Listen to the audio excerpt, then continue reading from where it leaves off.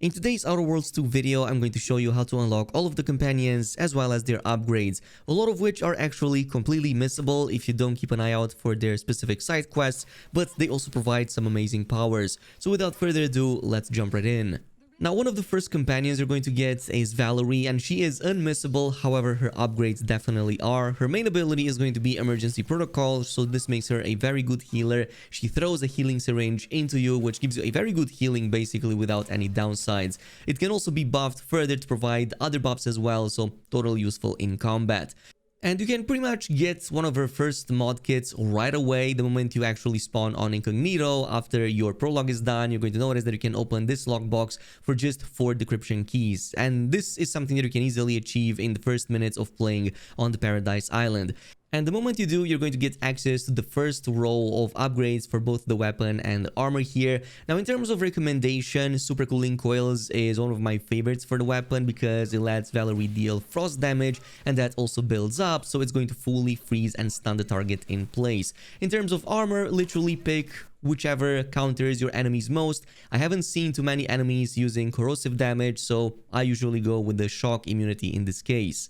Now, if you want her advanced kit, you're going to find this a little bit later on your first visit to Praetor, which the earliest would be the 3rd planet you get to visit. In this case, you're going to eventually make your way towards the Automech production facility on this side of the map, and the mod kit will be right here in this small room on the upper north side of the facility. If you enter here, you're going to notice that there's a display case with the mod kit inside of it. In my case, it did not require any special unlocking, so I was able to grab it right away. In terms of the upgrades that you get, it's obviously going to be the second and final row. Now, what I picked here was the Burst Charger for the extra AoE and damage on her already very useful Frost attack skills. And besides that, I also went with Enhanced Generator, which just makes her abilities to charge a lot more often. So very useful if you plan on using her for healing in combat. Next one is going to be Niles, also unskippable since obviously he starts on the ship with you, and it doesn't take too long in the main story for him to just tell you to wait a minute, point at which is going to give you a new quest, and it's going to open up pressing cares to reunite with an old acquaintance of his called Zebulon here very close to Westport. So it doesn't matter what you do in the main campaign, you can go here at any time once you get it. The mission goes rather quickly, you just have to help Zebulon, rescue some nearby former combatants, and in this case you're going to pretty much get the first mod kit for Niles that you can use right away. Now, personally, for his first choice, I pretty much always go with shock damage for all of the characters I play with because it actually stacks the debuff with the ones from my own weapons. And for the other one, obviously go with whichever immunity you want to, corrosive or shock. Like I said, I haven't encountered too many enemies with corrosive.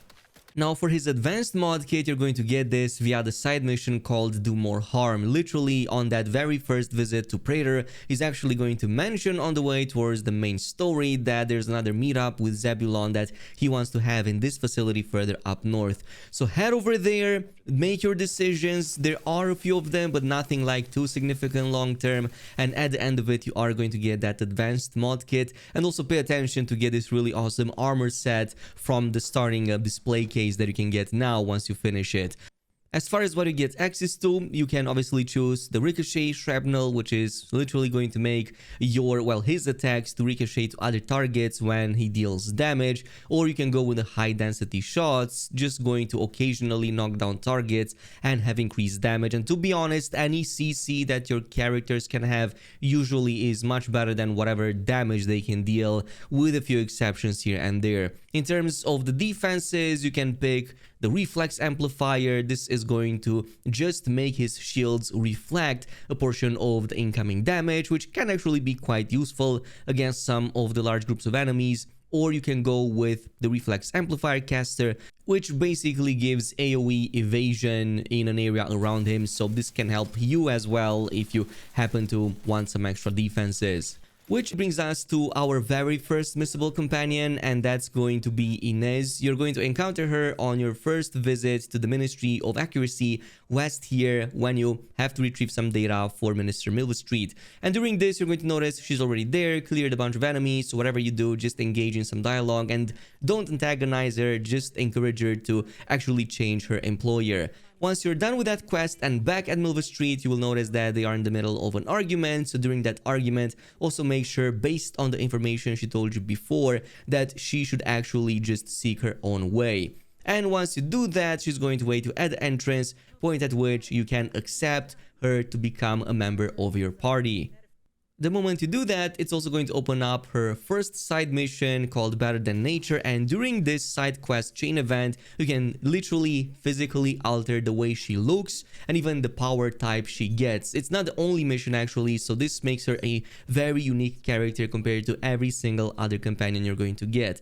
So during this, you're going to have to hunt for 2 possible monsters depending which powers you want to give her, either for the skeleton Crabble further down south or for the Riptide Matriarch further up north. And here are the powers that each will give you. The skeletal Crabble will basically empower your shots so that they deal incendiary damage, or plasma damage in this case. Or if you go with the Riptide Matriarch, which is the one up north, Inez is going to instead get an AoE healing mist ability. In this case, you have to absolutely make sure that you actually tell her and speak to her via a dialogue which one of those 2 options to pick before you actually speak to the doctor to implant them. However, between the 2, I will definitely say that the healing may be a little bit better just because of the fact that damage from companions doesn't matter as much as yours. They will never get close to you, so it's better to have them perform other support type of duties like healing, stunning targets, taunting them, and so on. So in this case, I recommend the Riptide Matriarch, but you can also go with the others if you want to spec her on damage. However, that is not the only side quest she has. There's another chain that begins on your very first visit on the Auntie's Choice Undisputed Claim flagship, which actually opens up not too long after you finish everything on Dorado. When you visit here and take up the train station, once you go to the other side, you're going to be met up by this courier NPC, which has a very interesting package to give to Inez. So once you're back on the incognito, she's going to have a chat with you, and in this case, you're going to want to interact with the computer in front of you to see what that whole message was about. Point at which this is going to start the most extraordinary specimen side mission, during which you're going to have to find the whereabouts of an old comrade of hers right here at the frozen maw inside of a hidden lab. Inside of it, you're going to find some horrific stuff happening and human experimentation, and in this case, the game actually gives you 2 possible choices which will actually alter the type of upgrade you can apply to Inez. So let me show you what each one of them does. So in the scenario where you spare the doctor, he's going to open up these 2 canisters in front of you with 2 more grafts, an ursopod and a mantis swarm hive, both of which you can go ahead and grab and eventually attach to Inez's other arm. Once you're done with that, you can head over back to the same doctor in Fairfields and choose which one of them to apply to Inez. But basically, ursopod applies an extra armor effect, so this is going to give her more defenses. Meanwhile, the mantis swarm gives her a new ability, an insect swarm that's actually really good. It stuns targets that are inside of it. It also tends to linger for a very long time, so if you can group up a lot of enemies, it can be really helpful, and the damage is not too bad over time. However, if you chose to not spare the doctor, you're not going to get the grafts anymore because they will continue to be locked. However, you can retrieve a mechanical augmentation from the doctor's body, which you can similarly take back to the same doctor over in Fairfields to apply to Inez's body. That's going to give you the graft stabilization matrix. It basically just allows her companion ability to hold up 2 charges at once instead of just 1. So especially for the healing ability, this may actually be the much better option, and I would say also the morally better option between the 2. In any case, whichever of these paths you chose, the final bit will bring you back to the same undisputed claim once again, where you will talk with the higher up over at Auntie's Choice. You will have to basically do a quick task for them, again, likely going to bring you on Praetor, and once you're done with that and are back to the same NPC, you're going to get her advanced mod kit, which now means you're pretty much done with everything and can unlock the second and the first row as well. Now for the fourth missable companion, you're going to find right here at the free market station. Basically, you're going to have to visit the second choice bar, which is going to be further in the back, and it's going to be pretty much next to the barman. If you speak to him, this is going to open up a side quest called Arbitrary Measures. And for this, what you need to do is essentially investigate a camp incident right here back at the Golden Ridge, so on Dorado, which is going to be further west side of the map. Once you're here, you're going to have to perform an investigation, so I recommend clicking and checking out every single location, every single small building, and all of the other interactable objects, and then formulate a conclusion. If you do this properly, which I'm not sure you can even mess up, but if you do that properly and conclude the investigation properly, you can then head over back to the second choice bar over on the free market station, talk to him again, and once you're done with the whole chain of events there, he's going to request to join your party because your, of course, way of thinking seems to align.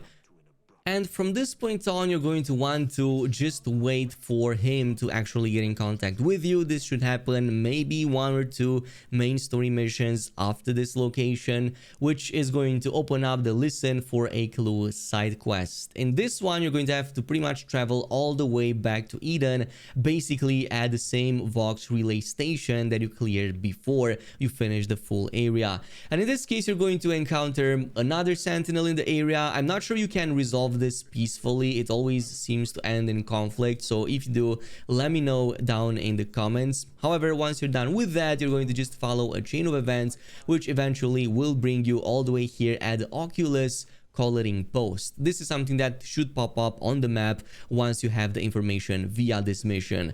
Here again, you have to complete an investigation, and once again you have a choice to either finish this off peacefully or to take somebody down. In either of these situations, you're going to get his first mod kit, which will unlock the first row of upgrades. From this point on, if you progress in the main story up until you get to access Praetor as a planet, he's going to request another audience with you. He's usually going to be very close to the command deck, so if you talk to him, he's going to open up the Casting of the Veil side mission. So following up all of those events, you're going to need to head over to Praetor once again over at the Central Control Fast Travel Point. So this is going to be a facility where you also have to complete another set of events for another companion later on. So whichever of them comes here first, you're going to be liberating the whole facility for both of them, so that's going to make things easier later on. In this case, you'll have to take the elevator all the way into the main office, and here just interact with the globe. Eventually, this is going to open up a hatch at the bottom, point at which you can interact with the computer and basically extract the information. Point at which you're going to get another confrontation, which once again you can resolve either peacefully or with conflict. The choice is yours. In both of these scenarios, you're going to head over back to Paradise Island over here to this camp on the map, the Arbiter's Camp, which if you cleared before, now we'll just have a sequence with Virgil once again. Whether you choose to spare or not a certain somebody at the end of that doesn't really matter. In both of those scenarios, you can either take or be given the advanced mod kit, point at which you're going to get access to all of Tristan's passives. So this may help a ton to survive for that a little bit longer.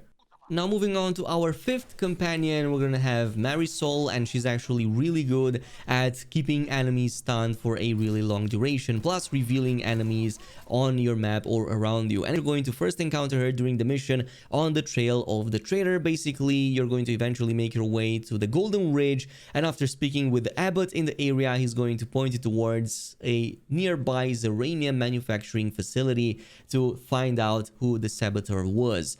And once you go here, whatever you do, make sure that you do not side with Vaboda. You instead want to side with Marisol, who's currently locked up, or well, she locked herself up inside of the facility.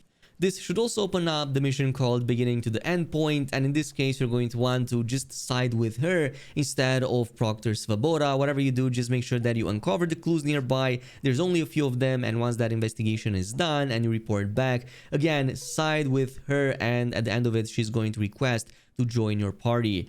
From this point on, your next mission with her that unlocks her first mod kit will be during the midpoint to the endpoint mission. This is something that opens up by the time you get to also travel to Cloister, which is the frozen planet. So once you are on the frozen planet, you can head over further down south from the spawn point. There is going to be a facility overrun here, but inside of it, once you clear the enemies up, you're going to find one of Marisol's former acquaintances. And in this case, you want to help her to destroy some old data, which is going to bring you to another different facility belonging to Auntie's Choice right here on the side of the map called Winter's Grasp.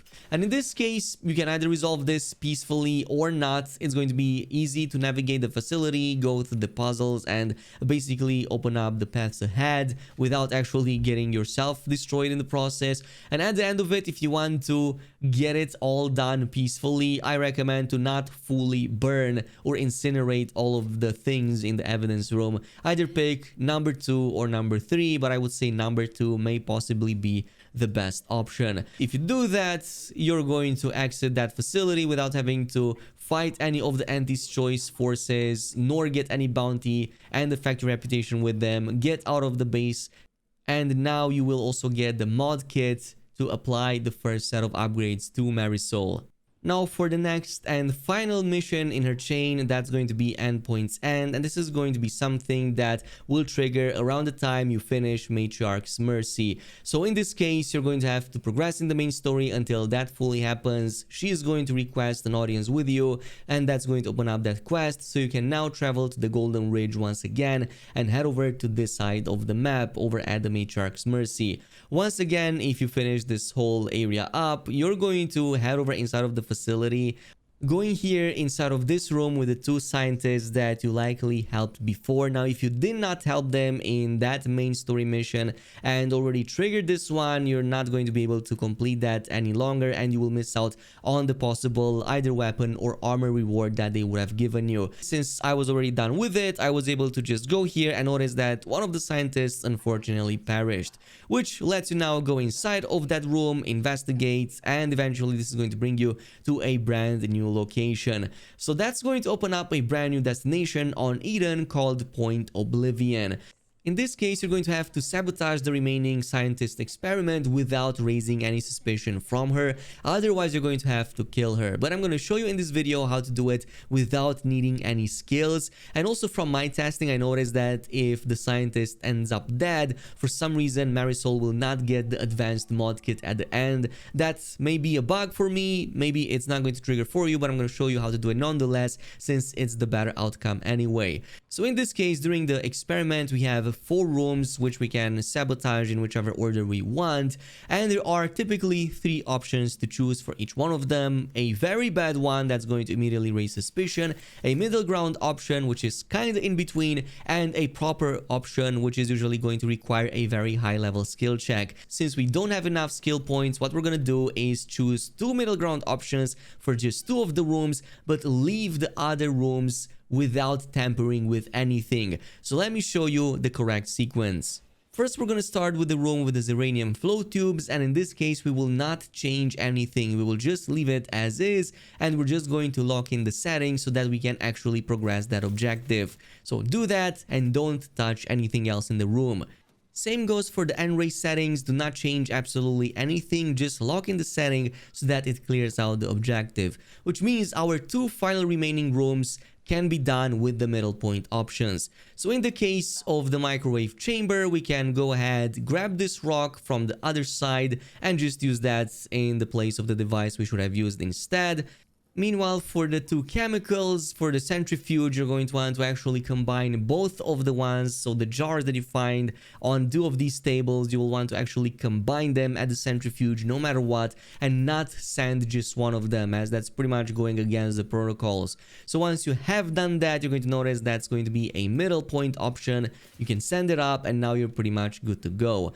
From this point on, it should not matter what dialogue choices you pick for Bran, as long as you don't pick any options to lie. Just go with either number 1 or number 2 on there and basically wait until you get this sequence here where she gets the results in. And she's going to notice that there were actually no faults with the experiment, yet it still failed. And if you have Marisol with you, she's going to just push her a little bit further over the edge if you select for her to actually say what she has to say, point at which you're going to successfully complete that mission without having to kill her. And in this case, she's going to announce via the intercom that yeah, the experiment is pretty much over. You will still likely have to fight enemies over at the bottom just because you may lack the skill checks for this, but if you do fight them, you're going to get the aggravator, which is a very strong weapon to have for some really nice extra damage. Plus it has the anger management, which increases your damage even more, so it's a really strong weapon to have, and I recommend going with a conflict route anyway once you are back at the bottom. But once you're done with that and make your way towards the ship, you're going to notice a final conversation sequence happening here, during which she is going to give you that advanced mod kit for Marisol. This was the only way to trigger it for me personally, but let me know in the comments if it did trigger for you, even if you killed the scientist. I would love to know if it was a bug or not. And finally, to number 6, we have Aza, which you're going to find once again in the Golden Ridge on Dorado. So this time around in this facility, a bit south of the N-Ray range. In this case, she's going to be held hostage initially, so you do have to take down the enemies. If you want to head over to her second floor location, you can actually use the exterior, and there should be a small latch here that you can go through to the other side. Once here, you can simply liberate her, and she's going to immediately join your party, as long as you don't fully antagonize her, but also pay attention to some of the legendary you can find inside of the same chamber. From this point on, if you have fully finished the N-Ray range, or right now if you haven't, you can take her with you. You can go ahead, complete that part of the mission, and then take part in the Dawn of a Glorious Betrayal side mission for her. As I was already done by the time I recruited her, when I visited that location again, she was happy that I took care of those enemies, but not that happy because one of them was still alive. So in this case, the follow-up event is basically going to bring you back to Eden, and specifically to this rift camp on this side of the map on Paradise Island. Once you're here, there's going to be an enemy to take down. She's going to be happy to take it down, and if you just loot its body, you're going to get its first mod kit for Aza. You can immediately just apply it to the first row of the armor and the weapon skills, which if you progressed enough in the main story and reached Praetor, you're going to immediately unlock her next companion quest called Stabbing at Shadows. For this one, you will once again have to travel to Praetor, and specifically on this side of the map, just to show you exactly where you need to be. It's this rift anomaly inside of this camp, yeah, very close to the same facility that we also used for, yeah, Tristan in this case. So once you are here, you don't have to interact with anything, just with this device in the back, which is going to open up the next chain of events that will actually bring you to Cloister once again. So head over to the frozen planets, and you will want to look out for this side of the map. You will have to rendezvous with one of Aza's old friends. This is going to be yet another ambush, but once you get the piece of information from the main enemy's body, you're going to notice that the next objective is going to bring you to Praetor once again. So that's going to be the same Sentinel communication facility where we also completed the mission for Tristan. So head over on this side of the map, and what you want to do is to pay attention to the building here to the right side actually of the entrance from the facility. So if you go inside using this latch, for example, you're going to be able to interact with a computer, during which process you're going to get a message from a character she wants to obviously assassinate. So she's going to be inside of the same facility. Simply make your way in the main building all the way downstairs, and once you have taken down that character, you're going to obviously get the mod kit from her body. You can probably also spare her, but I'm not sure how that's going to affect your relationship with her. And once you are done with that, you're going to get her advanced mod kit as well, point at which you can apply the final set of upgrades to her. And that pretty much concludes how you can unlock all of the companions and all of their missable upgrades. Of course, there's gonna be another video with best builds for them, but I think that would just make the video way too long if I were to focus on that right now. So more on that in a different video. In the meantime, thanks so much for watching, and I'll see you next time.